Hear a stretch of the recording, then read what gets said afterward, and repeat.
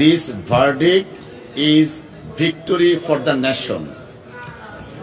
আপনারা জানেন আজকে রুলের শুনানি হয়েছে।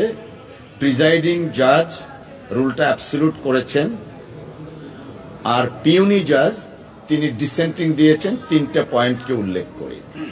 সো আমরা দীর্ঘদিন যাবৎ এই মামলাটা শুনানি করেছিলাম। একজন আইনজীবী হিসাবে আমি ধন্যবাদ জানাতে চাই বাংলাদেশ জাতীয়তাবাদী দল বিএনপি, জামাতে ইসলাম, ওয়ার্কার্স পার্টি সহ যতগুলা রাজনৈতিক দল, অর্থাৎ ক্রিয়াশীল বাংলাদেশের প্রত্যেকটা রাজনৈতিক দল তাদের যে স্ট্যান্ড ছিল সেই স্ট্যান্ডকে আমরা স্বাগত জানাই, অভিনন্দন জানাই।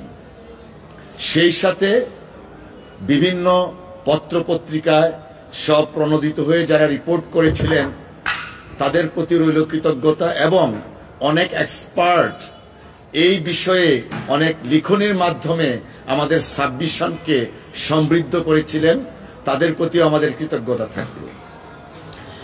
বিষয়টা এখন দাঁড়ালো এমন, যিনি প্রিজাইডিং জাজ তিনি আমাদের পক্ষে রায় দিয়েছেন, অর্থাৎ অনগোয়িং যে প্রসেসটা আছে বা বর্তমান সরকার যা করতে চাচ্ছে সেটা অবৈধ ঘোষণা করা হয়েছে প্রিজাইডিং জাজের জাজমেন্ট মতো।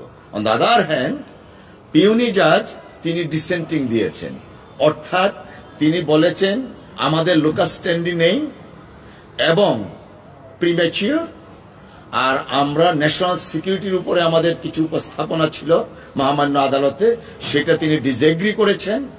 আর একটা virus of law which have been challenged, আমরা যা চ্যালেঞ্জ করেছিলাম সেটার প্রতি উনি ডিসএগ্রিমেন্ট। তো দাঁড়ালো এখন পিউনি জাজ ডিসেন্টিং, প্রিজাইডিং জাজ আমাদের পক্ষে। তো এখন প্রসিডিউরাল ম্যাটার হচ্ছে this matter will be referred to honourable chief justice. তিনি একটা তৃতীয় বেঞ্চে পাঠাবেন, সেই বেঞ্চে আবার শুনানি হবে।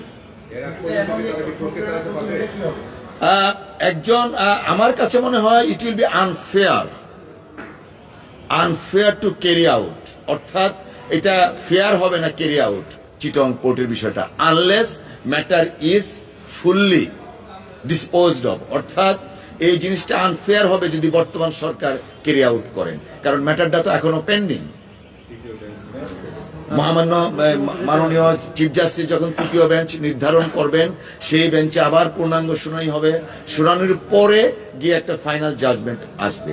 যেহেতু মিনওয়াইল একটা প্রিজাইডিং জাজ উনি এটাকে